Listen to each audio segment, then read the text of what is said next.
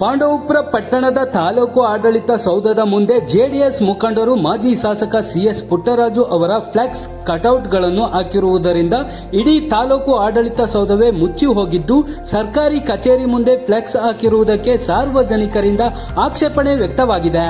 ಮಾಜಿ ಸಚಿವ ಸಿಎಸ್ ಪುಟ್ಟರಾಜು ಅವರಿಗೆ 62ನೇ ಹುಟ್ಟುಹಬ್ಬ ಶುಭಾಶಯ ಕೋರಿ ಜೆಡಿಎಸ್ ಕಾರ್ಯಕರ್ತರು ಹಾಗೂ ಅವರ ಅಭಿಮಾನಿಗಳು ತಾಲೂಕು ಆಡಳಿತ ಸೌಧದ ಮುಂದೆ ಉದ್ದುದ್ದ ಫ್ಲೆಕ್ಸ್ ಕಟೌಟ್ಗಳನ್ನು ಹಾಕಿರುವುದರಿಂದ ಆಡಳಿತ ಸೌಧವೇ ಸಂಪೂರ್ಣ ಮುಚ್ಚಿ ಹೋಗಿರುವಂತಾಗಿದೆ.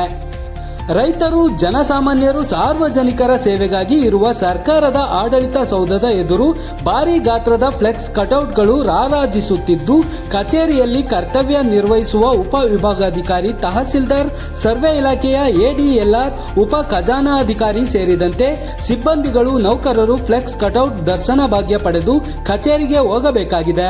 ತಮ್ಮ ಕೆಲಸ ಕಾರ್ಯಗಳಿಗೆ ಕಚೇರಿಗೆ ಹೋಗುವ ಸಾರ್ವಜನಿಕರಿಗೆ ಶ್ರೀರಂಗಪಟ್ಟಣ ಜೇವರ್ಗಿ ಹೆದ್ದಾರಿಯಾಗಿರುವ ಹಿನ್ನೆಲೆಯಲ್ಲಿ ಫ್ಲೆಕ್ಸ್ ನೋಡಿಕೊಂಡು ಬರುವ ಕಾರಣ ಅಪಘಾತವಾಗುವ ಲಕ್ಷಣಗಳು ಇವೆ. ಹೀಗಾಗಿ ಇಲ್ಲಿ ಹಾಕಿರುವ ಫ್ಲೆಕ್ಸ್ ಕಟೌಟ್ಗಳಿಗೆ ಅಸಮಾಧಾನ ಮತ್ತು ಆಕ್ಷೇಪಣೆ ವ್ಯಕ್ತಪಡಿಸುತ್ತಿದ್ದಾರೆ.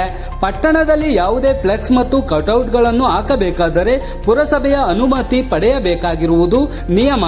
ಪಟ್ಟಣದ ಹಲವೆಡೆ ಫ್ಲೆಕ್ಸ್ ಕಟೌಟ್ಗಳನ್ನು ಹಾಕಿರುವುದು ಹೋಗಲಿ ಬಿಡಿ, ಆದರೆ ಸರ್ಕಾರಿ ತಾಲೂಕು ಆಡಳಿತ ಸೌಧದ ಮುಂದೆ ಫ್ಲೆಕ್ಸ್ ಹಾಕಿರುವುದು ಸರಿಯಲ್ಲ. ಸಾರ್ವಜನಿಕವಾಗಿ ಯಾವುದೇ ಫ್ಲೆಕ್ಸ್ ಕಟೌಟ್ಗಳನ್ನು ಹಾಕಲು ಪುರಸಭೆ ಮುಖ್ಯಾಧಿಕಾರಿಗಳ ಅನುಮತಿ ಪಡೆಯಬೇಕಾಗುತ್ತದೆ. ಸರ್ಕಾರದ ತಾಲೂಕು ಆಡಳಿತ ಸೌಧದ ಮುಂದೆ ಫ್ಲೆಕ್ಸ್ ಕಟೌಟ್ಗಳನ್ನು ಹಾಕಲು ಪುರಸಭೆ ಮುಖ್ಯಾಧಿಕಾರಿ ಅನುಮತಿ ನೀಡಿದ್ದರೂ ಅದು ತಪ್ಪಾಗುತ್ತದೆ.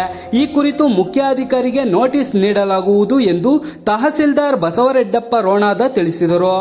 ಈ ಕುರಿತು ಪುರಸಭೆ ಮುಖ್ಯಾಧಿಕಾರಿ ಸತೀಶ್ ಕುಮಾರ್ ಅವರಿಗೆ ಮಾಹಿತಿ ಪಡೆಯಲು ದೂರವಾಣಿ ಕರೆ ಮಾಡಿದರೂ ಕರೆ ಸ್ವೀಕರಿಸಲಿಲ್ಲ.